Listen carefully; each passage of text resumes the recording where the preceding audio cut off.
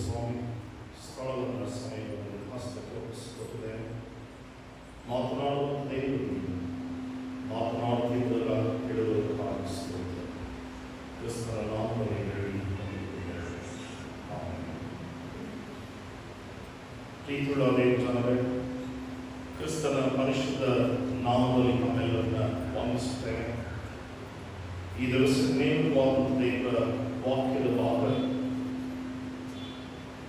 ಒಂದು ಕ್ಷಣ ಮಾತ್ರಕ್ಕೆ ವಿಚಲಿತ ಅನಿಸಿದರೂ ನಮ್ಮ ಜೀವಿತದ ಉದ್ದಕ್ಕೂ ಇವುಗಳನ್ನು ಪರಿಗಣಿಸಿ ನೋಡುವಾಗ ಯೇಸು ಕ್ರಿಸ್ತನು ತಾನೇ ತನ್ನ ಸುವಾರ್ತೆಯ ಭಾಗದಲ್ಲಿ ಮತ್ತಾಯನ ಸುವಾರ್ತೆ 10ನೇ ಅಧ್ಯಾಯದಲ್ಲಿ ಕೇಳಿಸಿಕೊಳ್ಳುವಂತೆ, ನೀವು ನನ್ನ ಮೇಲೆ ಇಟ್ಟಿರುವಂಥ ಪ್ರೀತಿಗಿಂತ ಹೆಚ್ಚಾಗಿ ಬೇರೆ ಯಾವುದರ ಮೇಲಾದರೂ ಪ್ರೀತಿ ಇಟ್ಟವರಾದರೆ ನೀವು ನನಗೆ ಯೋಗ್ಯರು. ನನ್ನ ಮೇಲೆ ಇಡುವುದಕ್ಕಿಂತ ಹೆಚ್ಚಾದ ಪ್ರೀತಿಯನ್ನು ನೀವು ಯಾವುದರ ಮೇಲಾದರೂ ಇಡುವುದಾದರೆ ನೀವು ನನಗೆ ಯೋಗ್ಯರು. ಮತ್ತು ನನ್ನ ಶಿಷ್ಯರಿಗೆ ಆತನು ಹೇಳಿದ್ದು, ನೀವು ನನ್ನ ಹಿಂದೆ ಬರುವುದಕ್ಕೆ ಮನಸ್ಸಿದ್ದರೆ ನಿಮ್ಮ ಶಿಲುಬೆಯನ್ನು ಹೊತ್ತುಕೊಂಡು ನಿಮ್ಮನ್ನು ಬರಿದು ಮಾಡಿಕೊಂಡು ನನ್ನನ್ನು ಹಿಂಬಾಲಿಸಿ. ಯಾವುದು ಸಂಪೂರ್ಣವಾಗಿ ಎಲ್ಲವನ್ನು ಹೊತ್ತುಕೊಂಡು ಶಿಲುಬೆಯನ್ನು ಹೊತ್ತುಕೊಂಡು ಬರುವುದಕ್ಕೆ ಸಾಧ್ಯ. ಒಂದು ಕಡೆ ಪೌಲನು ಹೇಳುತ್ತಾನೆ, ನೀವು ದೇವರನ್ನಾದರೂ ಸೈತಾನನನ್ನಾದರೂ ನೀವು ಸೇವಿಸುವುದಕ್ಕೆ ಆಗುವುದಿಲ್ಲ. ಯಾವುದೋ ಇಬ್ಬರು ಯಜಮಾನನಿಗೆ ಸೇವೆ ಮಾಡುವುದಕ್ಕೆ ಸಾಧ್ಯ ಇಲ್ಲ. ಒಬ್ಬರನ್ನ ತ್ಯಜಿಸಿ ಮತ್ತೊಬ್ಬರನ್ನ ಆರಿಸಿಕೊಳ್ಳಬೇಕಾಗುವುದು ಅವಶ್ಯಕ. ಆ ನಿಟ್ಟಿನಲ್ಲಿ ಈ ದಿನಮಾನಗಳಲ್ಲಿ ಈ ದಿವಸಕ್ಕೆ ವಿಶೇಷವಾಗಿ ನಮಗೆ ಕೊಡಲ್ಪಟ್ಟಂತ ದೇವರ ವಾಕ್ಯದ ಭಾಗ, ನಿನ್ನನ್ನು ನೀನು ಒತ್ತೆ ಇಟ್ಟು ದೇವರನ್ನ ಮಹಿಮೆ ಪಡಿಸು ಎಂಬ. ನಿನ್ನನ್ನು ನೀನು ಒತ್ತೆ ಇಡುವುದರ ಮೂಲಕ ದೇವರನ್ನ ಮಹಿಮೆ ಪಡಿಸುವುದಕ್ಕೂ ಅಥವಾ ಆತನನ್ನು ಹೊಂದಿಕೊಳ್ಳುವುದಕ್ಕೂ ಸಾಧ್ಯ. ನೀನು ನಿನ್ನನ್ನು ಒತ್ತೆ ಇಡದೆ ನಿನ್ನನ್ನು ನೀನಾಗಿ ಪರಿಗಣಿಸಿ ನೋಡಿಕೊಳ್ಳುವುದಾದರೆ ನಿನ್ನ ಆ ಜೀವಿತದಲ್ಲಿ ಕ್ರಿಸ್ತನು ಮಹಿಮೆ ಹೊಂದುವುದಕ್ಕೂ ದೇವರು ನಿನ್ನ ಜೀವಿತದಲ್ಲಿ ಕಾರ್ಯ ಮಾಡುವುದಕ್ಕೂ ಸಾಧ್ಯ ಇಲ್ಲ ಎನ್ನುವುದನ್ನು ನಾವು ನೋಡುತ್ತೇವೆ. ಇದನ್ನು ಆಂಗ್ಲ ಭಾಷೆಯಲ್ಲಿ ಬಹಳ ಸುಲಭದ ರೀತಿಯಲ್ಲಿ ಒಂದೇ ಒಂದು ಅಕ್ಷರದಲ್ಲಿ ಹೇಳುವುದಾದರೆ, take risk to proclaim Christ in life. Take risk to proclaim Christ in this world ಎಂಬ. ಯೇಸು ಕ್ರಿಸ್ತನನ್ನು ನಾನು ಮಹಿಮೆ ಪಡಿಸುವುದಾದರೆ ನನ್ನ ಜೀವಿತಗಳಲ್ಲಿ ಬಹಳಷ್ಟು ಕಷ್ಟದ ಸಂಗತಿಗಳನ್ನು ಹೊತ್ತುಕೊಂಡು ಬದುಕಬೇಕಾದುದು ಅವಶ್ಯಕ. ದಯಮಾಡಿ ನನ್ನ ತ್ಯಾಗ ಎಂಬುದಾಗಿ ನೆನೆಸಿಕೊಳ್ಳಬೇಕು. ತ್ಯಾಗಕ್ಕೂ ಇದಕ್ಕೂ ಬಹಳ ವ್ಯತ್ಯಾಸ, ಅಜಗಜಾಂತರ ವ್ಯತ್ಯಾಸ. ಒಂದು ಇರುವೆ ಹೇಗೆ ಸಣ್ಣ ಹುಳುವಾಗಿ ನೆಲದ ಮೇಲೆ ಹರಿಯುತ್ತದೆಯೋ, ಒಂದು ಆನೆ ಗಜ ಹೇಗೆ ಗಾಂಭೀರ್ಯತೆಯಲ್ಲಿ ನಡೆದು ಹೋಗುತ್ತದೆಯೋ, ಅಷ್ಟು ವ್ಯತ್ಯಾಸ ತ್ಯಾಗಕ್ಕೂ ನಮ್ಮ ಸಿದ್ಧಾಂತವಾದ ಬದುಕಿಗೂ ಎನ್ನುವಂಥದ್ದನ್ನು ಅವಲೋಕಿಸಿ ನೋಡಬೇಕು. ಕಾರಣ ಇಷ್ಟೇ, ನಾನು ಕ್ರಿಸ್ತನನ್ನು ಅನುಸರಿಸಿ ನಡೆಯಬೇಕಾದರೆ ನನಗೆ ಕೆಲವು ನಿಬಂಧನೆಗಳನ್ನು ದೇವರು ತಾನೇ ಹೇರಿಸಿದ್ದಾನೆ. ಮೊದಲನೆಯದಾಗಿ ದೇವರ ವಾಕ್ಯಗಳಿಗೆ ಮನ್ನಣೆ ನೀಡಬೇಕು. ಎರಡನೆಯದಾಗಿ ದೇವರ ವಾಕ್ಯಗಳಿಗೆ ಮನ್ನಣೆ ನೀಡುವಾಗ ನಾನು ಪಾಪಿ ಎಂಬುದಾಗಿ ಅರ್ಥವಾಗ್ತದೆ. ಆದುದರಿಂದ ನಾನು ಪಾಪಿಯಾಗಿದ್ದೇನೆ, ನನ್ನನ್ನು ಮನ್ನಿಸು ಎನ್ನುವಂತ ಹೃದಯಾಂತರಾಳದಿಂದ ಬರುವಂತ ಆ ನಿವೇದನೆಯನ್ನು ಪರಿವರ್ತನೆಗೆ ಮಾರ್ಪಡಿಸಿಕೊಳ್ಳಬೇಕು. ಮೂರನೆಯದಾಗಿ ದೇವರ ವಾಕ್ಯಗಳನ್ನು ನಮ್ಮ ಜೀವಿತಗಳಲ್ಲಿ ಅಳವಡಿಸಿಕೊಳ್ಳಬೇಕು. ನಾಲ್ಕನೆಯದಾಗಿ ದೇವರ ವಾಕ್ಯಗಳನ್ನು ನಾವು ಅಳವಡಿಸಿಕೊಂಡ ಮೇಲೆ ನಮ್ಮ ಜೀವಿತಗಳಲ್ಲಿ ಆಗುವಂಥ ಎಲ್ಲ ಕಾರ್ಯ ನಿರ್ಬಂಧನೆಗಳನ್ನು ನಾವು ಹೇಳಿಕೊಳ್ಳುವುದು ಮಾತ್ರವಲ್ಲದೆ ಇತರರಿಗೂ ಕೂಡ ಅದನ್ನು ತಿಳಿಸಿಕೊಡಬೇಕು. ಐದನೆಯದಾಗಿ ನಾನು ಏನನ್ನು ಅನುಭವಿಸುತ್ತೇನೋ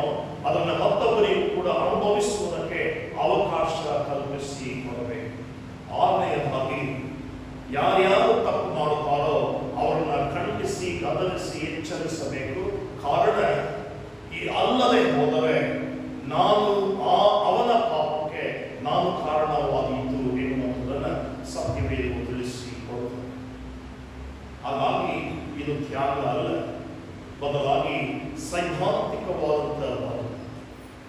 ಬಹುಶಃ 15 ದಿವಸಗಳು ಎಂಬುದಾಗಿ ನೆನೆಸ್ತೀನಿ. 15 ದಿವಸಗಳ ಹಿಂದೆ ಜಾನ್ ಬೈಬಲ್ ರವರು 264 ಮತಗಳಲ್ಲಿದ್ದಾಗ 270 ಮತಗಳು ಬೇಕೆಂಬುದಾಗಿ ಅಂದುಕೊಳ್ಳುವಾಗ ನಮ್ಮ ಎಲ್ಲ ಮಾಧ್ಯಮಗಳಲ್ಲಿ, ಭಾರತದ ಮಾಧ್ಯಮಗಳಲ್ಲಿ ಜಾನ್ ಬೈಬಲ್ ರವರು ಅಧ್ಯಕ್ಷರಾದರೆ ಭಾರತಕ್ಕೂ ನಮ್ಮ ಪ್ರಧಾನಿಗೂ ಅವರಿಗೂ ಇರುವಂತಹ ಸಂಬಂಧದಲ್ಲಿ ಎಂತಹ ಬಿರುಕು ಬಿಡಬಹುದು ಎಂಬುದಾಗಿ ಕೇಳುವಾಗ ನೀವು ಈ ವಾಕ್ಯ ಕೇಳಿದ್ದೀರಿ. ಸೈದ್ಧಾಂತಿಕವಾದಂತಹ ಷರತ್ತುಗಳು ಅವರ ಕಡೆ, ನಮಗೂ ಒಲಿವು ಇರುವುದಕ್ಕೆ ಸಾಧ್ಯ ಇಲ್ಲ.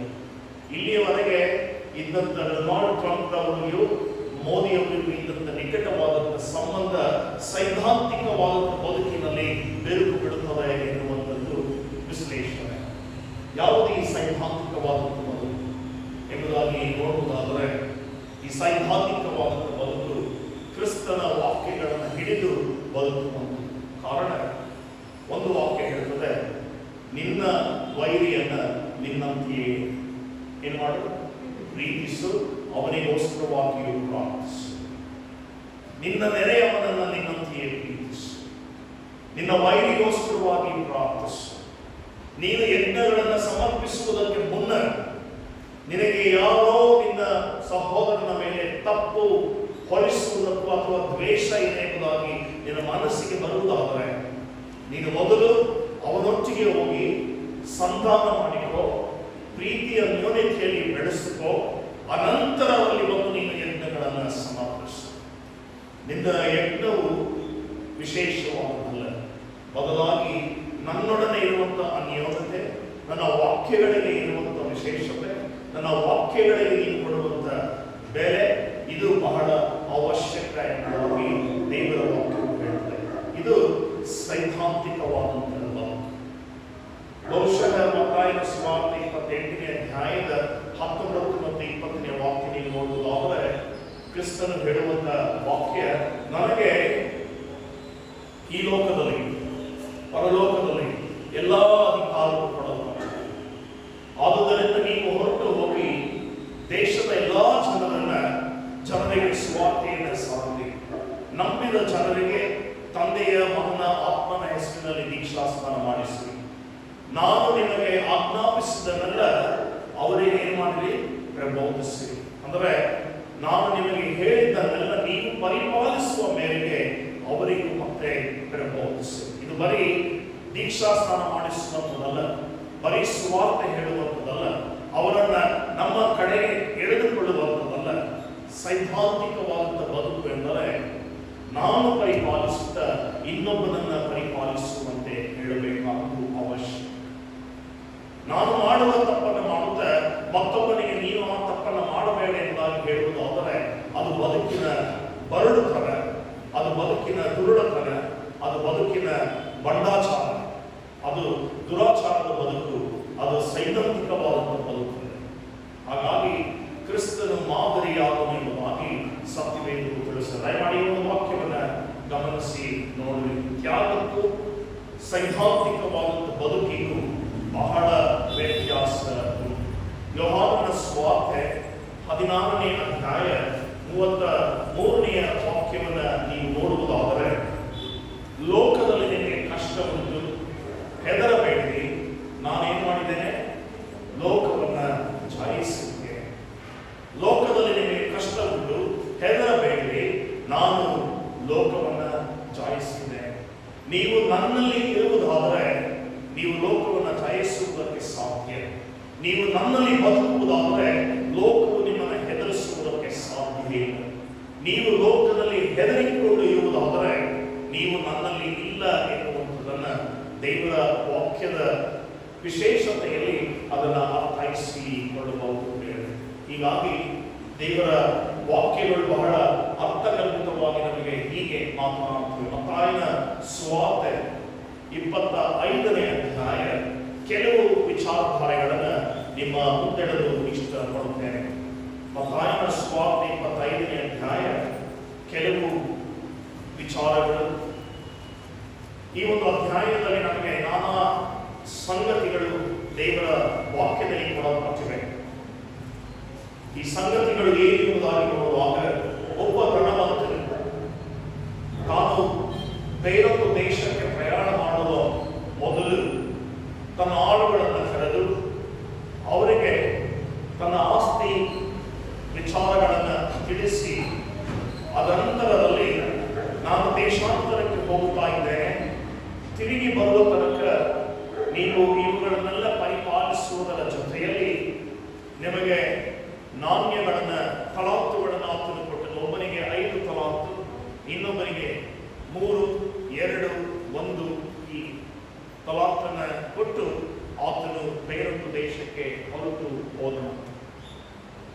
ಅಲ್ಲಿದ್ದಂಥ ಆಳುಗಳು 5 ತಲಾಂತು ಕೊಟ್ಟವನು ಮತ್ತು 5 ತಲಾಂತನ್ನು ಸಂಪಾದನೆ ಮಾಡಿಕೊಂಡ, 3 ತಲಾಂತು ಕೊಟ್ಟವನು ಮತ್ತು ಅದನ್ನು ವ್ಯಾಪಾರಕ್ಕೆ ಹಾಕಿ 3 ತಲಾಂತನ್ನು ಪಡೆದುಕೊಂಡ, 2 ತಲಾಂತು ಕೊಡಲ್ಪಟ್ಟವನು ಮತ್ತೆ ಅದನ್ನು ವ್ಯಾಪಾರಕ್ಕೆ ಹಾಕಿ ಇನ್ನೂ 2 ತಲಾಂತನ್ನು ಪಡೆದುಕೊಂಡ, 1 ತಲಾಂತು ಪಡೆದವನು ಹಾಗೆಯೇ ಇಟ್ಟುಕೊಂಡ. ದೇಶಾಂತರಕ್ಕೆ ಹೋಗಿದ್ದ ದನಿಯು ಬಂದಿದ್ದಾನೆ, ತನ್ನ ಆಳುಗಳನ್ನು ಕರೆದನು, ನಾನು ಕೊಟ್ಟಂತ ತಲಾಂತುಗಳನ್ನು ಏನು ಮಾಡಿದಿರಿ? 5 ತಲಾಂತು ಕೊಟ್ಟವನು, ಸ್ವಾಮಿ ನೀನು ಕೊಟ್ಟದ್ದು 5 ತಲಾಂತು, ನಾನು ಅದನ್ನು ವ್ಯಾಪಾರಕ್ಕೆ ಹಾಕಿದೆ, ಮತ್ತೆ 5 ತಲಾಂತನ್ನು ಪಡೆದಿದ್ದೇನೆ ಎಂಬುದಾಗಿ 10 ತಲಾಂತನ್ನು ಅವನಿಗೆ ಕೊಡುವಲ್ಲಿ ಬಹಳ ನಂಬಿಗಸ್ತನಾದ ಒಳ್ಳೆ ಆಳು ನೀನು ಬಹಳ ನಂಬಿಗಸ್ತನಾದ ಒಳ್ಳೆ ಆಳು, ಕೊಟ್ಟದ್ದರಲ್ಲಿ ನೀನು ಮತ್ತು 5 ಸಂಪಾದನೆ ಮಾಡಿದೆ ಎಂಬುದಾಗಿ ಆತನನ್ನು ಹೊಗಳಿದನು. ಮತ್ತೆ 3, 2 ಹೀಗೆ ಆಯಿತು. 1 ತಲಾಂತು ಕೊಟ್ಟವನು ಬಂದನು, ಆತನು ಹೀಗೆ ಹೇಳಿದನು, ಸ್ವಾಮಿ ನೀನು ತೂರದಿರುವಲ್ಲಿ ಬಿತ್ತುವವನು, ಬಿತ್ತದಿರುವಲ್ಲಿ ತೂರುವವನು, ಕಠಿಣ ಮನುಷ್ಯನು ನೀನು, ಆದ್ದರಿಂದ ನಾನು ಭಯಪಟ್ಟೆ, ತೆಗೆದುಕೋ ನೀನು ಕೊಟ್ಟಂತ 1 ತಲಾಂತನ್ನು. ಆಗ ದನಿಯು ಕೇಳ್ತಾನೆ, ಆತನು ಎಲ್ಲಿ ಹೂಡಿಟ್ಟನು ಅದನ್ನು ಭೂಮಿಯಲ್ಲಿ ಹೂಡಿಟ್ಟಿದ್ದನು, ತೆಗೆದುಕೊಂಡು ಬಂದು ಕೊಟ್ಟದಕ್ಕೆ ದನಿಯು ಹೇಳ್ತಾನೆ, ಇದನ್ನು ನೀನು ಮೈಗಳ್ಳನು, ನೀನು ಇದನ್ನ ಒಬ್ಬ ಬಡ್ಡಿಯ ಬಡ್ಡಿ ವ್ಯಾಪಾರ ಮಾಡುವಂತವನ ಒಬ್ಬನ ಬಳಿಗೆ ನೀನು ಇದನ್ನು ಕೊಡಬಹುದಿತ್ತು. ನಾನು ಬಂದ ಮೇಲೆ ಅವನಲ್ಲಿ ಬಡ್ಡಿ ಸಮೇತವಾಗಿ ನನ್ನ ಅಸಲು ತಲಾಂತನ್ನು ಪಡೆದುಕೊಳ್ಳುತ್ತಿದ್ದೆನು ಎಂಬುದಾಗಿ ಹೇಳಿ ಅವನನ್ನ ಕತ್ತಲೆಯ ಕೋಣೆಗೆ ಹಾಕಿಸಿದನು. ಬಹುಶಃ ಪ್ರಿಯರೇ, ಈ ಆಳುಗಳು ಮಾಡಿದಿಷ್ಟೇ, ತಮ್ಮ 5 ತಲಾಂತು ಕೊಡಲ್ಪಟ್ಟಂತ ದನಿಗೆ ಸಂಪೂರ್ಣವಾಗಿ ತಮ್ಮ ಬದುಕನ್ನೇ ಒಪ್ಪಿಸಿಕೊಟ್ಟು ಸಿದ್ಧಾಂತವಾಗಿ ಮತ್ತು 5 ಸಂಪಾದನೆ ಮಾಡಿಕೊಂಡರು. ನಾವು 5 ತಲಾಂತು ಹೊಂದಿದ ಆಳಿನೋಪಾದಿಯಲ್ಲಿದ್ದೇವೋ ಅಥವಾ 1 ತಲಾಂತು ಪಡೆದ ಆಳಿನೋಪಾದಿಯಲ್ಲಿ ಇದ್ದೇವೋ? ನಮಗೆ ಸಮಯ ಕೊಡಲ್ಪಟ್ಟಿದೆ, ಜ್ಞಾನ ಕೊಡಲ್ಪಟ್ಟಿದೆ, ವಿವೇಕ ಕೊಡಲ್ಪಟ್ಟಿದೆ, ಕೆಲಸವೂ ಕೊಡಲ್ಪಟ್ಟಿದೆ, ಉತ್ತಮವಾದಂಥ ಜೀವಿತವನ್ನು ಪಡೆದಿದ್ದೇವೆ. ನಾನು ಕ್ರಿಸ್ತನಿಗೋಸ್ಕರವಾಗಿ ಯಾವ ರೀತಿಯಲ್ಲಿ ಬದುಕುತ್ತಾ ಇದ್ದೇನೆ? ಇವತ್ತು ಪ್ರಶ್ನೆ, ನಮ್ಮ ಜೀವಿತದಲ್ಲಿ ನಾನು ಕ್ರಿಸ್ತನಿಗೋಸ್ಕರ ಏನನ್ನ ಮಾಡಬೇಕು? ಕ್ರಿಸ್ತನಿಗೋಸ್ಕರ ಹೇಗೆ ಬದುಕಬೇಕು? ಕ್ರಿಸ್ತನನ್ನ ಇಹಲೋಕದಲ್ಲಿ ಹೇಗೆ ಮಹಿಮೆ ಪಡಿಸಬೇಕು? ಬಹುಶಃ ನಮ್ಮ ಜೀವಿತಗಳನ್ನು ಪರಿಗಣಿಸಿ ನೋಡಿಕೊಳ್ಳಬೇಕಾದುದು ಅವಶ್ಯಕ. ಕಾರಣ, ನನ್ನ ಈ ಸಿದ್ಧಾಂತವಾದ ಬದುಕಿನಲ್ಲಿ ಕ್ರಿಸ್ತನು ಪ್ರಚುರ ಪಡದೆ ಹೋದರೆ ನಮ್ಮ ಇಡೀ ಬಾಳಿನುದ್ದಕ್ಕೂ ನಾವು ಮಾಡುವಂಥ ಪ್ರಯತ್ನಗಳು ಯಾವ ಪ್ರಯೋಜನಕ್ಕೂ ಆಗುತ್ತೆ. ಈ ನಮ್ಮ ಆರಾಧನೆಗಳು, ನಾವು ಮಾಡುವಂಥ ಸ್ತುತಿ ಸ್ತೋತ್ರಗಳು, ನಾವು ಸಲ್ಲಿಸುವಂಥ ಯಜ್ಞಗಳು, ಇವು ಯಾವುವು ಕೆಲಸಕ್ಕೆ ಬಾರದು. ಕಾರಣ, ಇವೆಲ್ಲವೂ ಕೂಡ ಇಹಲೋಕದ ಭೌತಿಕ ವಿಚಾರಗಳು. ಆತ್ಮೀಕವಾಗಿ ನೀನು ದೇವರನ್ನು ಕಂಡುಕೊಂಡಿದ್ದೀಯ, ಆತ್ಮಿಕವಾಗಿ ಕ್ರಿಸ್ತನ ಜೀವವು ನಿನ್ನಲ್ಲಿ ಅಡಕಗೊಂಡಿದೆಯೋ. ನೀವು ಯೋಹಾನನ ಸುವಾರ್ತೆ 15ನೇ ಅಧ್ಯಾಯದಲ್ಲಿ ನೀವು ನೋಡುವುದಾದರೆ 1ರಿಂದ 6 ವಾಕ್ಯಗಳು, ನನ್ನ ತಂದೆಯು ತೋಟಗಾರನು, ನಾನು ದ್ರಾಕ್ಷಿಯ ಬಳ್ಳಿ. ನನ್ನ ತಂದೆಯು ತೋಟಗಾರನು, ನಾನು ದ್ರಾಕ್ಷಿಯ ಬಳ್ಳಿ. ಈ ದ್ರಾಕ್ಷಿಯ ಬಳ್ಳಿಗೆ ಸೇರಿದ ರೆಂಬೆಗಳು ನೀವೆಲ್ಲರೂ ಬಳ್ಳಿಗೆ ರೆಂಬೆಗಳಾಗಿ ಸೇರಿದ್ದೀರಿ. ನನ್ನ ತಂದೆಯು ಬಹಳಷ್ಟು ಪ್ರಯತ್ನ ಮಾಡುತ್ತಾ ಈ ರೆಂಬೆಯನ್ನು ಫಲಕಾರಿಯಾಗಿ ಮಾಡುವುದಕ್ಕೆ ಪ್ರಯತ್ನಿಸುತ್ತಾನೆ. ಆದರೆ ಫಲ ಕೊಡಲಾರದ ಪ್ರತಿಯೊಂದು ರೆಂಬೆಯನ್ನು ಏನು ಮಾಡುತ್ತಾನೆ? ನನ್ನ ತಂದೆಯಾದ ತೋಟಗಾರನು ಅದಕ್ಕೆ ಪೋಷಿಸುತ್ತಾನೆ, ಅದಕ್ಕೆ ಬೇಕಾದಂಥ ಎಲ್ಲ ಸವಲತ್ತುಗಳನ್ನು ದಯಪಾಲಿಸಿಕೊಡುತ್ತಾನೆ, ಸಮಯವನ್ನು ದಯಪಾಲಿಸಿಕೊಡುತ್ತಾನೆ. ಪ್ರತಿಯೊಂದನ್ನು ಮಾಡಿದ ನಂತರ ಆ ರೆಂಬೆಗಳು ಫಲ ಕೊಡಲಾರದೆ ಹೋಗುವಾಗ ಅವುಗಳನ್ನು ಕಡಿದು ಬೆಂಕಿಯಲ್ಲಿ ಬಿಸಾಡುತ್ತಾನೆ. ಅದು ಯಾವ ಕೆಲಸಕ್ಕೂ ಬಾರದು. ನಾವು ಆ ನಿಟ್ಟಿನಲ್ಲಿ ಬದುಕುತ್ತಾ ಇದ್ದೇವೋ ನಮ್ಮನ್ನು ಪರೀಕ್ಷೆ ಮಾಡಿಕೊಳ್ಳಬೇಕಾದ ಅವಶ್ಯಕ. ಕಾರಣ ತಪ್ಪು ಮಾಡುವವರನ್ನು ಗದರಿಸದೆ, ಖಂಡಿಸದೆ, ಎಚ್ಚರಿಸದೆ, ಪ್ರಬೋಧಿಸದೆ, ನಮ್ಮ ಜೀವಿತಗಳ ಮೂಲಕ ಮಾದರಿಯ ಜೀವಿತವನ್ನು ಅವರಿಗೆ ತೋರಿಸಿಕೊಡದೆ ಜೀವಿತ ನನ್ನಲ್ಲಿ ಇವತ್ತು ಇರುವುದಾದರೆ ಅದು ಯಾವ ಪ್ರಯೋಜನ ಇಲ್ಲ. ಅರ್ಥ ಮಾಡಿಕೊಳ್ಳೋಣ. ದೇವರು ಬಯಸುವಂಥದ್ದು ಮತ್ತಾಯನ ಸುವಾರ್ತೆಯಲ್ಲಿ ತಿಳಿಸಿದ ಹಾಗೆ ನಿನ್ನ ಮಗಳನ್ನು, ನಿನ್ನ ತಂದೆಯನ್ನು, ನಿನ್ನ ತಾಯಿಯನ್ನು, ನಿನ್ನ ಸಹೋದರಿಯನ್ನು, ನಿನ್ನ ಸಹೋದರನನ್ನು, ನಿನ್ನ ಬಂಧು ಮಿತ್ರರನ್ನು ನನಗಿಂತ ನೀನು ಹೆಚ್ಚಾಗಿ ಪ್ರೀತಿಸುವುದಾದರೆ ನೀನು ನನಗೆ ಯೋಗ್ಯನಲ್ಲ. You are not. ನೀನು ನನಗೆ ಯೋಗ್ಯನಲ್ಲ. ನೀನು ನನಗೆ ಯೋಗ್ಯನಲ್ಲ ಎಂಬುದಾಗಿ ಹೇಳುವಾಗ ಇದನ್ನು ಆಂಗ್ಲ ಭಾಷೆಯಲ್ಲಿ ಹೇಗೆ ತರ್ಜಮೆ ಮಾಡಿ ನೋಡಬಹುದು? ಯೋಗ್ಯನಲ್ಲ ಎಂಬುದಾಗಿ ಹೇಳುವುದಾದರೆ ಬಹಳ ಖಂಡಿತವಾದಂಥ ಒಂದು ಭಾಷೆಯ ಮಾತು. ಅದು ಬಹಳ ಅರ್ಥಗರ್ಭಿತವಾಗಿ ಇದೆ. ಆದ್ದರಿಂದ ಆಂಗ್ಲ ಭಾಷೆಯಲ್ಲಿ ಇದನ್ನು ತರ್ಜಮೆ ಮಾಡಿ ನೋಡುವುದಾದರೆ ನೀವು ಯು ಆರ್ ನಾಟ್ ಎಲಿಜಿಬಲ್ ಅಥವಾ you are not suitable to me, ನೀವು ನನಗೆ ಸರಿ ಇಲ್ಲ.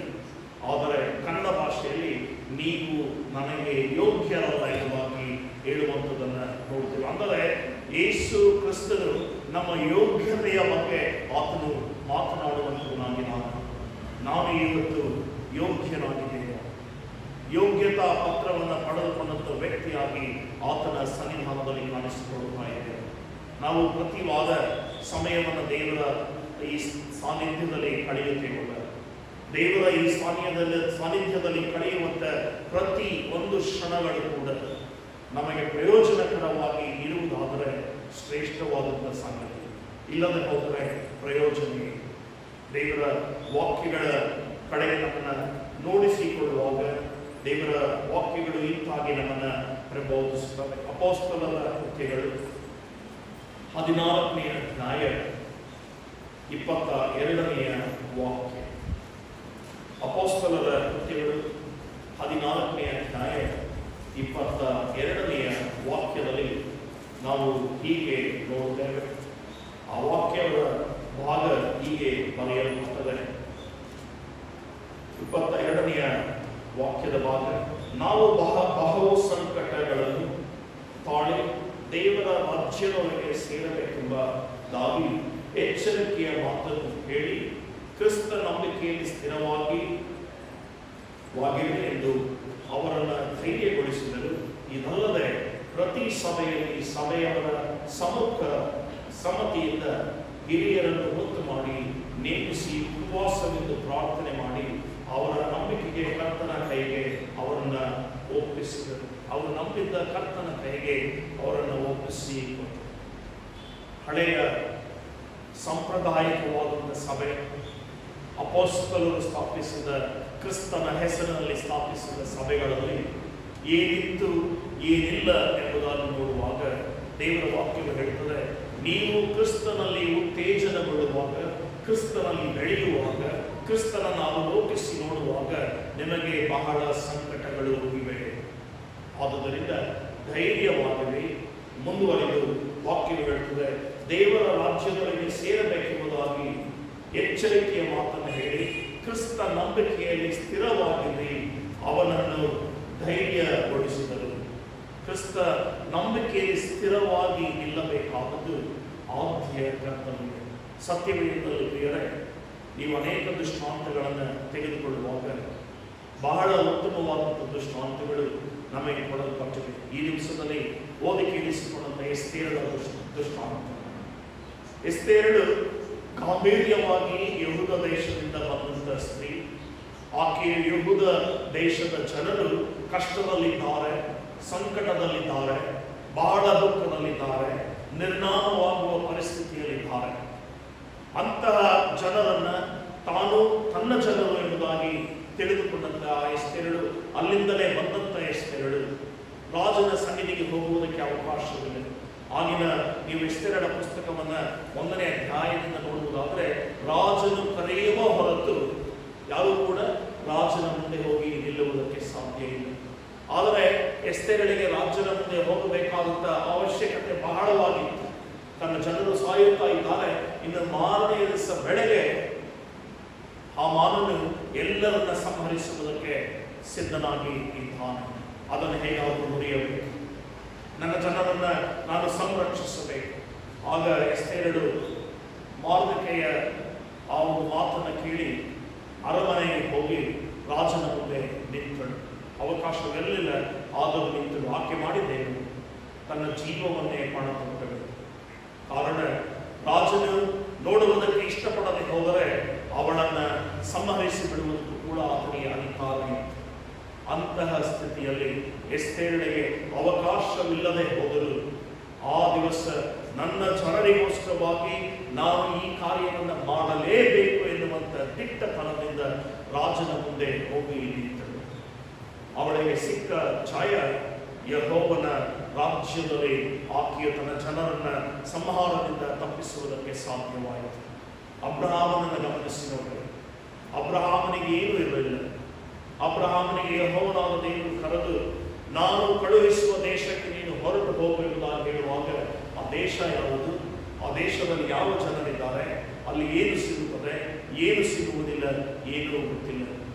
ಯೆಹೋವನಲ್ಲಿ ನಂಬಿಕೆ ಹೆಚ್ಚಿನರು ತನ್ನ ಹೆಂಡತಿಯನ್ನು ಕರೆದುಕೊಂಡು ಆ ದೇಶಕ್ಕೆ ಪ್ರಯಾಣ ಮಾಡಿಸಿದನು. ಏನು ಕಾಣದ ದೇಶಕ್ಕೆ ಹೋದರು. ಆತನಾದದೇನು ಇಡೀ ಇಸ್ರಾಯೇಲ್ ಸಮೂಹಕ್ಕೆ ಆತನ ಮೂಲ ಪಿತೃವೆಂದು ಎಣಿಸಿ ಬಂದರು. ಇನ್ನು ಆತನು ಈಸಾಕನನ್ನ ಬಲಿ ತೆಗೆದುಕೊಂಡು ಹೋಗ್ತಾ ಇದ್ದಾನೆ. ಮೋರಿಯಾ ಬೆಟ್ಟಕ್ಕೆ ಹೋಗುವಾಗ ಮಗನ ಕೇಳುತ್ತಾ ಇದ್ದಾನೆ ಈಸಾಕನು, ಅಪ್ಪ ಕಟ್ಟಿಗೆಯಾದೆ, ಬೆಂಕಿಯಾದೆ, ಎಲ್ಲವೂ ಅದೆ, ಆದರೆ ಯಜ್ಞಕ್ಕೆ ಬೇಕಾದ ಕುರಿಯಲ್ಲಿ.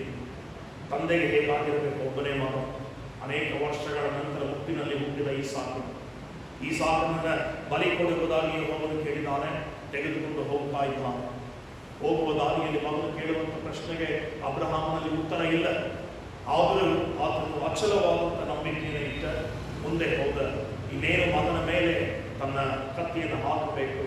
ಒಂದು ಸದ್ದು ಯೆಹೋವನು ಆತನೊಡನೆ ಮಾತನಾಡುತ್ತಾನೆ, ಅಬ್ರಹಾಮನೇ, ನೀನು ಮಗನ ಮೇಲೆ ನಿನ್ನ ಅಸ್ತ್ರವನ್ನು ಹಾಕಬೇಕು.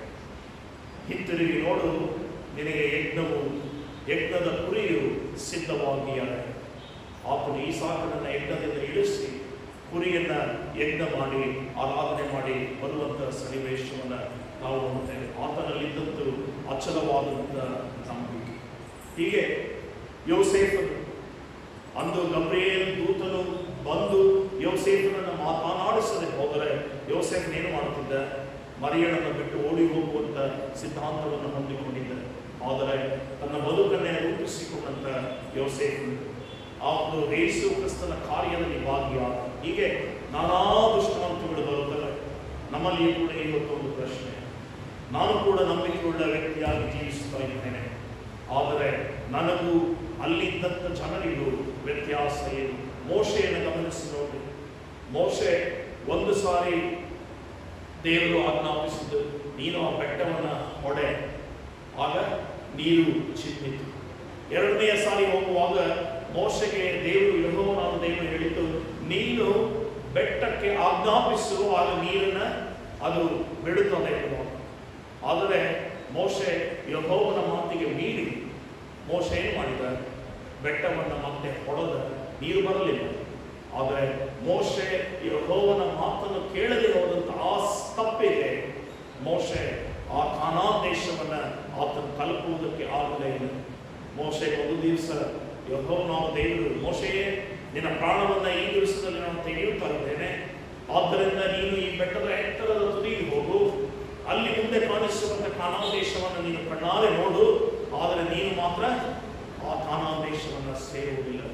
ನಿನಗೆ ಬದಲಾಗಿ ಯೆಹೋಶುವನನ್ನು ಆರಿಸಿಕೊಂಡಿದ್ದೇನೆ, ಅವನು ಇನ್ನು ಮುಂದೆ ಇಸ್ರಾಯೇಲ್ ಜನಾಂಗವನ್ನು ಕಾನಾನ್ ದೇಶಕ್ಕೆ ತಲುಪಿಸುತ್ತಾನೆ.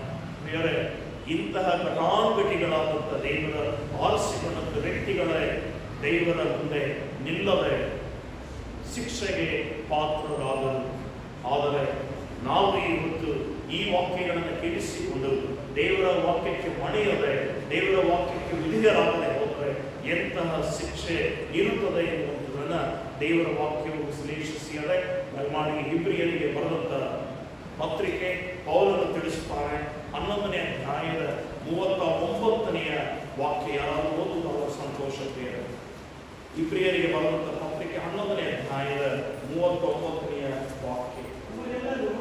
ನಂಬಿಕೆಯ ಮೂಲಕ ಒಳ್ಳೆ ಹೆಸರನ್ನು ಸಂಪಾದಿಸಿಕೊಂಡಿದ್ದರು, ವಾಗ್ದಾನದ ಫಲವನ್ನು ಹೊಂದಲಿಲ್ಲ. ದೇವರ ವಾಕ್ಯ ಹೇಳ್ತದೆ, ಇವರೆಲ್ಲರೂ ನಂಬಿಕೆಯ ಮೂಲಕ ಏನು ಹೊಂದಿದ್ದರು? ಒಳ್ಳೆಯ ಹೆಸರನ್ನ ಹೊಂದಿದ್ದರು, ವಾಗ್ದಾನದ ಫಲವನ್ನು ಏನ್ ಮಾಡಲಿಲ್ಲ, ಹೊಂದಲಿಲ್ಲ. ಯಾಕೆ ಎಂಬುದಾಗಿ ದೇವರ ವಾಕ್ಯ ಹೇಳ್ತದೆ? ಮುಂದಿನ ಭಾಗವನ್ನು ಗಮನಿಸಬಹುದು. ಯಾಕೆ ಎಂಬುದಾಗಿ ದೇವರ ವಾಕ್ಯ ಹೇಳ್ತದೆ? ದೇವರು ನಮಗೋಸ್ಕರ, ಓದಿ ದೇವರು ನಮಗೋಸ್ಕರ ಶ್ರೇಷ್ಠವಾದ ಭಾಗ್ಯಗಳನ್ನು ಏರ್ಪಡಿಸಿ ನಾವಿಲ್ಲದೆ ಅವರು ಸಿದ್ಧಿಗೆ ಬರಬಾರದೆಂದು ಸಂಕಲ್ಪಿಸಿದನು. ನಾವಿಲ್ಲದೆ ಅವರು ಸಿದ್ಧಿಗೆ ಬರಬಾರದೆಂದು ಸಂಕಲ್ಪಿಸಿದನು. ಯಾರು ನಾವಿಲ್ಲದೆ? ಯೇಸು ಕ್ರಿಸ್ತನು ಮತ್ತು ಯೆಹೋವನಾದ ದೇವರು ಮತ್ತು ತ್ರಯೇಕನಾದಂಥ ದೇವರ ಆತ್ಮನು ನಾವಿಲ್ಲದೆ. ಒಬ್ಬರನ್ನ ಉದ್ದೇಶಿಸಿ ಹೇಳುವಾಗ ನಾವಿಲ್ಲದೆ ಎಂಬುದಾಗಿ ಹೇಳುವುದಕ್ಕೆ ಸಾಧ್ಯ.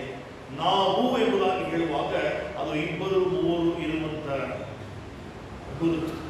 ಆದ್ದರಿಂದ ನಮ್ಮ ತ್ರಯೇಕತ್ವದ ದೇವರು, ತಂದೆಯಾದ ದೇವರು, ಮಗನಾದ ದೇವರು, ಆತ್ಮನಾದ ದೇವರು. ಈಗ ಯಾವ ಕಾಲ? ತಂದೆಯಾದ ದೇವರು ಇದ್ದದ್ದು ಮೋಶೆಯ ಕಾಲದಲ್ಲಿ, ಅಪೊಸ್ತಲರು ಇದ್ದಂಥ ಕಾಲದಲ್ಲಿ, ಯೇಸು ಕ್ರಿಸ್ತನು ಇದ್ದಂಥ ಕಾಲ. ಈಗ ನಾವು ಯಾವ ಕಾಲದಲ್ಲಿದ್ದೇವೆ? ನಾವು ಆತ್ಮನ ಕಾಲದಲ್ಲಿ ಇದ್ದೇವೆ. ಸತ್ಯದ ಆತ್ಮನು ನಮ್ಮ ಸಂಗಡ ಜೀವಿಸುವ ಕಾರಣ ನಾವು ಬದುಕುವ ವ್ಯಕ್ತಿಗಳಾಗಿ ಈ ದಿವಸದಲ್ಲಿಯೂ ಕಾಣಿಸಿಕೊಳ್ತಾ ಇದ್ದೇವೆ. ಕಾರಣ ದೇವರ ವಾಕ್ಯ ಹೇಳ್ತದೆ, ಸಾಧ್ಯವಾದರೆ ನೀವು ಮನೆಗಳಲ್ಲಿ ಹೋಗಿ ಯೋಹಾನನ ಸುವಾರ್ತೆ 14ನೇ ಅಧ್ಯಾಯ, 16ನೇ ಅಧ್ಯಾಯ ಮತ್ತು 18ನೇ ಅಧ್ಯಾಯಗಳ ಮನೆಗಳಲ್ಲಿ ಹೋಗಿ ವ್ಯಾಸಂಗ ಮಾಡಿದೆ. ಅಲ್ಲಿ ದೇವರ ವಾಕ್ಯ ಹೇಳ್ತದೆ, ನಿಮಗೊಬ್ಬ ಸಹಾಯಕನನ್ನು ನಾನು ನೇಮಿಸುತ್ತೇನೆ, ಆತನು ಸದಾಕಾಲ ನಿಮ್ಮ ಸಂಗಡ ಇರುವುದಕ್ಕೆ ನೇಮಿಸಲ್ಪಟ್ಟನು. ಆತನು ನಿಮ್ಮನ್ನ ಕರೆದುಕೊಂಡು ಹೋಗಿ ಸದಾಕಾಲ ನನ್ನೊಟ್ಟಿಗೆ ಇರುವುದಕ್ಕೆ ನಿಮಗೆ ಆಸ್ಪದ ಮಾಡಿ ಕೊಡಲು. ಹಾಗಾಗಿ ಈ ಸೈದ್ಧಾಂತಿಕವಾದಂಥ ಬದುಕಿನಲ್ಲಿ ನಮ್ಮ ಜೀವಿತಗಳನ್ನು ನಾವು ರೂಪಿಸಿಕೊಳ್ಳಬೇಕಾದರೆ ಬರೀ ನಂಬಿಕೆ ಇದ್ದರೆ ಸಾಲದು.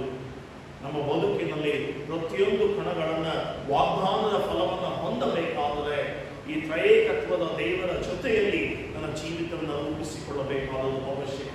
ಕೇಳಿಸಿಕೊಂಡಿದ್ದೇವಲ್ಲ ವಾಕ್ಯವು, ಇವರೆಲ್ಲರೂ ನಂಬಿಕೆಯಿಂದ ಒಳ್ಳೆಯ ಹೆಸರನ್ನ ಪಡೆದರೂ ದೇವರ ವಾಗ್ದಾನದ ಫಲವನ್ನು ಏನು ಮಾಡಲಿಲ್ಲ?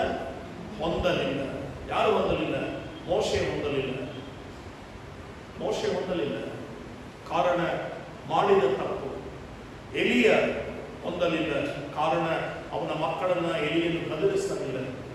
ಎಲಿಯನಿಗೆ ದೇವರು ಹೇಳುವಂಥದ್ದು, ನೀನು ನಿನ್ನ ಮಕ್ಕಳು ಮಾಡುವಂತ ಪ್ರತಿಯೊಂದು ತಪ್ಪನ್ನ ನೀನು ಕಣ್ಣಾರೆ ನೋಡಿದರೂ ನೀನು ಅವರನ್ನ ಎಚ್ಚರಿಸದೇ ಇದ್ದಿ, ಗದರಿಸದೇ ಇದ್ದಿ, ಅವರನ್ನ ನೀನು ಶಿಕ್ಷಿಸದೇ ಇದ್ದಿ.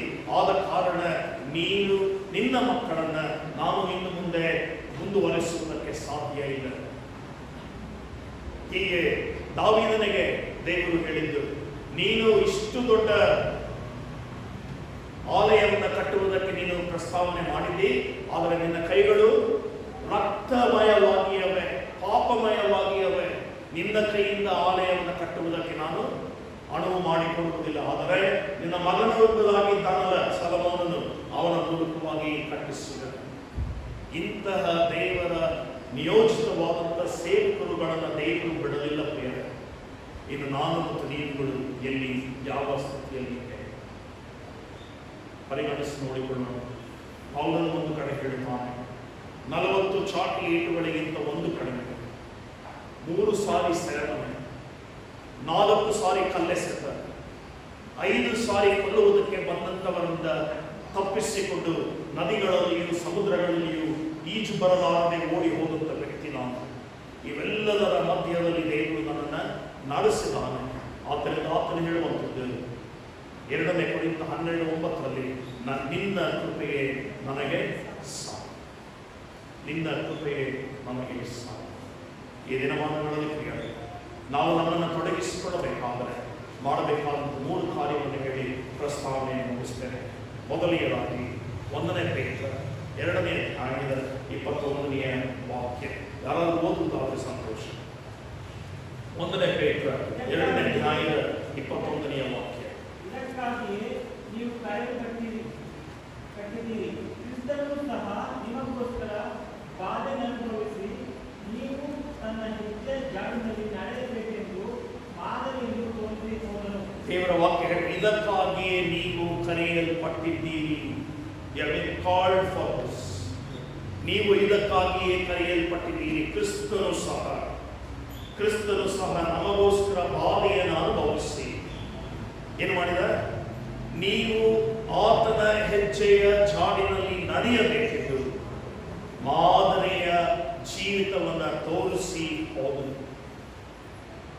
ಇವತ್ತು ನಾವು ಕ್ರಿಸ್ತನ ಅನುಯಾಯಿಗಳು ಎಂಬುದಾಗಿ ಹೇಳಿಕೊಳ್ಳುವಾಗ ಅದು ಬರೀ ಮುಸ್ಲಿಮಿಂದಲ್ಲ, ಬರೀ ನುಡಿಗಳಿಂದಲ್ಲ, ಬರೀ ತುಟಿಗಳಿಂದಲ್ಲ, ಹೃದಯಾಂತರಾಳದಿಂದ ಬರಬೇಕಾದಂಥ ನಿವೇದನೆ. ಅದು ನನ್ನ ಹೃದಯಾಂತರಾಳದಿಂದ ಬರಬೇಕಾದಂಥ ನಿವೇದನೆ. ನಾನು ಪಾಪಿಯಾಗಿದ್ದೇನೆ, ನಾನು ನಿನ್ನ ಹೆಜ್ಜೆಯ ಜಾಡಿನಲ್ಲಿ ನಡೆಯುವುದಕ್ಕೆ ಪ್ರಯತ್ನ ಮಾಡುವಂಥ ವ್ಯಕ್ತಿಯಾಗಿ ನನ್ನನ್ನು ಮಾರ್ಪಡಿಸು. ನೀನು ಕೂಡ ಕಷ್ಟಗಳನ್ನು ಅನುಭವಿಸಿದ ದೇವರು, ನನಗೋಸ್ಕರವಾಗಿ ಕಷ್ಟವನ್ನು ಅನುಭವಿಸಿದೆ ಎಂಬುದಾಗಿ ನಾವು ಲೋಕದಲ್ಲಿ ಪ್ರಕಟ ಮಾಡಬೇಕಾದದ್ದು ಅವಶ್ಯಕ. ಇನ್ನು 2ನೇದಾಗಿ ಬೇರೆ ರೋಮಾಪುರದವರಿಗೆ ಬರೆದಂಥ ಪತ್ರಿಕೆ 5ನೇ ಅಧ್ಯಾಯದ 3ನೇ ವಾಕ್ಯದಲ್ಲಿ ಹೀಗೆ ನೋಡುತ್ತೇವೆ ಮತ್ತು 4ನೇ ವಾಕ್ಯದಲ್ಲಿ ಹೀಗೆ ನೋಡ್ತೇವೆ. ಇಷ್ಟು ಮಾತ್ರವಲ್ಲದೆ ನಮಗೆ ಉಂಟಾಗುವ ಉಪದ್ರವಗಳಲ್ಲಿ ಉಲ್ಲಾಸವಾಗಿದ್ದೇವೆ. ಯಾಕೆಂದರೆ ಉಪದ್ರವದಿಂದ ಏನಾಗ್ತದೆ? ತಾಳ್ಮೆ ಹುಟ್ಟುತ್ತದೆ, ತಾಳ್ಮೆಯಿಂದ ಅನುಭವ ಸಿದ್ಧಿ ಹುಟ್ಟುತ್ತದೆ, ಅನುಭವ ಸಿದ್ಧಿಯಿಂದ ನಿರೀಕ್ಷಣ ಹುಟ್ಟುತ್ತದೆ, ನಿರೀಕ್ಷೆಯಿಂದ ನಮ್ಮ ನಂಬಿಕೆಯ ವೃದ್ಧಿ ಆಗ್ತದೆ. ನಮ್ಮ ನಂಬಿಕೆಯ ವೃದ್ಧಿ ಆಗುವಾಗ ಅಚ್ಚಲಿತವಾದಂಥ ಬದುಕನ್ನು ಹೊಂದಿಕೊಳ್ಳುವುದಕ್ಕೆ, ಕ್ರಿಸ್ತನಲ್ಲಿ ಆಸ್ಪದವಾಗಿ ನಿಲ್ಲುವುದಕ್ಕೆ ನಮ್ಮ ಜೀವಿತಗಳು ಬಹಳ ಪರಿಪಕ್ವವಾಗಿ ಮಾರ್ಪಡುವುದರಲ್ಲಿ ಯಾವ ಸಂದೇಹ ಇರುವುದಿಲ್ಲ. ಆದ್ದರಿಂದ ನಾವು ಉಪದ್ರವಗಳು ಬರುವಾಗ ನಮಗೆ ಉಪದ್ರವಗಳಿಂದ ತಾಳ್ಮೆಯಿಂದ ಅನುಭವ ಸಿದ್ಧಿಯಿಂದ ನಿರೀಕ್ಷಣ ಹುಟ್ಟುವಾಗ ನಾವು ನಂಬಿಕೆಯಲ್ಲಿ ಬೆಳೆಯುವುದಕ್ಕೆ ಸಾಧ್ಯ. ಆದ್ದರಿಂದ ನನ್ನ ಪರಿಪಕ್ವವಾದಂಥ ಜೀವಿತದಲ್ಲಿ ದೇವರು ಕಾರ್ಯ ಮಾಡುವುದಾದರೆ ನಾನು ಉಪದ್ರವಗಳನ್ನು ಅನುಭವಿಸಬೇಕಾದದ್ದು ಅವಶ್ಯಕ. ನನಗೆ ಕಷ್ಟ ಬರುವಾಗ, ನನಗೆ ಸಂಕಟ ಬರುವಾಗ, ಕಣ್ಣೀರು ಬರುವಾಗ, ದುಃಖ ತಾಪತ್ರಯಗಳು ನನ್ನನ್ನು ಮುತ್ತಿಕೊಳ್ಳುವಾಗ ದೇವರು ಎಲ್ಲಿ ಎಂಬುದಾಗಿ ಅಲ್ಲ, ದೇವರು ಇದ್ದಾನೆ. ಆದರೆ ದೇವರು ನಿನ್ನನ್ನು ಪರಿಪಕ್ವ ಮಾಡುವುದಕ್ಕೋಸ್ಕರ ಈ ಎಲ್ಲ ಸಂಗತಿಗಳನ್ನು ನಿನ್ನ ಜೀವಿತದಲ್ಲಿ ಕೊಡುತ್ತಾ ಇದ್ದಾನೆ ಎಂಬುದಾಗಿ ನೀನು ಅನುಭವ ಮಾಡುವುದಾದರೆ ನಿನ್ನ ತಾಳಿಕೊಳ್ಳಲಾರದಷ್ಟು ಕಷ್ಟಗಳನ್ನು ದೇವರು ಎಂದಿಗೂ ಕೂಡ ನಿನಗೆ ಕೊಡುವುದಕ್ಕೆ ಸಾಧ್ಯ ಇಲ್ಲ. ನೀನು ಸಹಿಸಿಕೊಳ್ಳುವಷ್ಟು ಮಾತ್ರ ಆತನ ಕಷ್ಟವನ್ನು ದಯಪಾಲಿಸಿ ಕೊಟ್ಟು ನಿನ್ನನ್ನು ಪರಿಪಕ್ವ ಮಾಡುವುದಕ್ಕೋಸ್ಕರವೇ ಆತನು ತಾನು ಅನುಭವಿಸಿದ ಎಲ್ಲ ಸಿದ್ಧಾಂತಿಕವಾದಂಥ ಬದುಕನ್ನು ನಮಗೆ ರೂಢಿಸಿಕೊಳ್ಳುವುದಕ್ಕೋಸ್ಕರವೇ ಮಾದರಿಯ ಬದುಕನ್ನು ದಯಪಾಲಿಸಿ ಕೊಡುತ್ತಾರೆ. ಕ್ರಿಸ್ತನು ನನ್ನ ಮಾರ್ಗ ಎಂಬುದಾಗಿ ಹೇಳುವುದಾದರೆ ಕ್ರಿಸ್ತನು ಸತ್ಯವು ಮತ್ತು ಕ್ರಿಸ್ತನೇ ಜೀವವೂ ಆಗಿರಬೇಕಾದುದು ಅವಶ್ಯಕ. ಕಡೆಯದಾಗಿ ಒಂದು ವಾಕ್ಯ, ರೋಮಾಪುರದವರಿಗೆ ಬರೆದಂಥ ಪತ್ರಿಕೆ 18ನೇ ಅಧ್ಯಾಯ 17ನೇ ವಾಕ್ಯ. ನೀವು ದೇವರ ಮಕ್ಕಳಾಗಿದ್ದೀರಿ ಎಂಬುದಕ್ಕೆ ಪವಿತ್ರಾತ್ಮನೇ ನಮ್ಮ ಆತ್ಮನೊಂದಿಗೆ ಸಾಕ್ಷಿ ಹೇಳುತ್ತಾನೆ. ಮಕ್ಕಳಾಗಿದ್ದರೆ ಬಾಧ್ಯರಾಗಿದ್ದೇವೆ, ದೇವರಿಗೆ ಬಾಧ್ಯರು, ಕ್ರಿಸ್ತನೊಂದಿಗೆ ಬಾಧ್ಯರು. ಹೇಗೆಂದರೆ ಕ್ರಿಸ್ತನಿಗೆ ಸಂಭವಿಸಿದ ಎಲ್ಲ ಕಷ್ಟಗಳಲ್ಲಿ ಪಾಲುಗಾರರಾಗಿದ್ದೇವೆ ಮತ್ತು ಆತನ ಮಹಿಮೆಯಲ್ಲಿ ಕೂಡ ಪಾಲುಗಾರರಾಗುತ್ತೇವೆ. ಕ್ರಿಸ್ತನ ಎಲ್ಲ ಸಂಕಟಗಳಲ್ಲಿ ನಾವು ಪಾಲುಗಾರರಾಗುವುದಾದರೆ ಕ್ರಿಸ್ತನ ಮಹಿಮೆಯಲ್ಲಿ ಕೂಡ ಪಾಲುಗಾರರಾಗುತ್ತೇವೆ. ನಾವು ದೇವರ ಮಕ್ಕಳಾಗಿದ್ದೇವೆ ಎಂಬುದಕ್ಕೆ ಸಾಕ್ಷಿಯಾಗಲು ಪವಿತ್ರಾತ್ಮನೇ ನಮ್ಮ ಕೂಡ ಸಾಕ್ಷಿ ಹೇಳುತ್ತಾರೆ. ಈ ಪವಿತ್ರಾತ್ಮನನ್ನು ಧಿಕ್ಕರಿಸಿ ಜೀವಿಸುವುದಾದರೆ ಖಂಡಿತವಾಗಿಯೂ ಆತನು ಸಾಕ್ಷಿ ಕೊಡುವುದಕ್ಕೆ ಸಾಧ್ಯ ಇಲ್ಲ. ಹೀಗಾಗುತ್ತೆ ದೇವರ ವಾಕ್ಯವು ನಮ್ಮನ್ನು ಪ್ರಬೋಧಿಸಿ, ದೇವರ ವಾಕ್ಯವು ನಮ್ಮನ್ನು ಒಂದು ಮಾರ್ಗಕ್ಕೆ ಕರೆದೊಯ್ಯುತ್ತದೆ. ಆದರೆ ಆಲಯದ ಹೆಬ್ಬಾಗಿಲನ್ನ ದಾಟಿ ಹೋಗುವ ಮುನ್ನ ಸೈತಾನನು ಹೋಗುತ್ತಾನೆ. 1 ಪೇತ್ರ 5:9 ನಾವು ನೋಡ್ತೇವೆ, ಗರ್ಜಿಸುವ ಸಿಂಹದೋಪಾದಿಯಲ್ಲಿ ಸೈತಾನನು ಯಾರನ್ನ ನುಂಗಲಿ ಎಂಬುದಾಗಿ ಕಾಯುತ್ತಾ ಇದ್ದಾನೆ. ಆದುದರಿಂದ ನಮ್ಮ ಎದುರಿನಲ್ಲಿ ಮಾಡುವಂಥ ಪ್ರತಿಯೊಂದು ಕಾರ್ಯಕ್ಕೆ, ಕ್ರಿಸ್ತನಿಗೆ ವಿರುದ್ಧವಾಗಿ ನಡೆಯುವಂಥ ಪ್ರತಿಯೊಬ್ಬರನ್ನ ಕೂಡ ಖಂಡಿಸಿ, ಗದರಿಸಿ, ಎಚ್ಚರಿಸಿ, ವಿಚಾರಿಸಿ ಪ್ರಬೋಧಿಸುವಂಥದ್ದು ಒಬ್ಬ ಕ್ರಿಸ್ತನ ಮಹಿಳೆಯಾಗಿ, ಕ್ರಿಸ್ತನ ವ್ಯಕ್ತಿಯಾಗಿ, ಕ್ರಿಸ್ತನ ಮಗನಾಗಿ, ಕ್ರಿಸ್ತನ ಮಗಳಾಗಿ ನಮ್ಮ ಆದ್ಯ ಕರ್ತವ್ಯ. ಆ ಒಂದು ಕರ್ತವ್ಯವನ್ನು ನಿಭಾಯಿಸುವುದಕ್ಕೆ ನಾನು ನನ್ನ ಜೀವಿತವನ್ನೇ ಪ್ರಾಣ ಕೊಟ್ಟರೂ ಅದು ಅಲ್ಪವೇ ಸರಿ. ಕಾರಣ ಅವನು ಹೀಗೆ ಹೇಳಿದ, ನಾನು ಸತ್ತರೂ ಬದುಕಿದರೂ ಕ್ರಿಸ್ತನಿಗೆ ಹಾಗೆಯೇ ಮಾಡುವುದು, ಕ್ರಿಸ್ತನೇ ನನ್ನ ಒಡೆಯನು ಎಂಬುದಾದ ಅಂತಹ ಪೌಲನ ದೃಷ್ಟಾಂತಗಳು ನಮ್ಮ ಜೀವಿತಗಳಲ್ಲಿ ನೆರವೇರಲಿ. ಕ್ರಿಸ್ತನು ತಾನೇ ಮಹಿಮೆ ಹೊಂದಲಿ. ಆ ಕ್ರಿಸ್ತನ ಬದುಕನ್ನು ನಾವು ಕೂಡ ರೂಪಿಸಿಕೊಳ್ಳೋಣ. ಕ್ರಿಸ್ತನು ತಾನೇ ನಮ್ಮ ಜೊತೆಯಲ್ಲಿ ಬದುಕು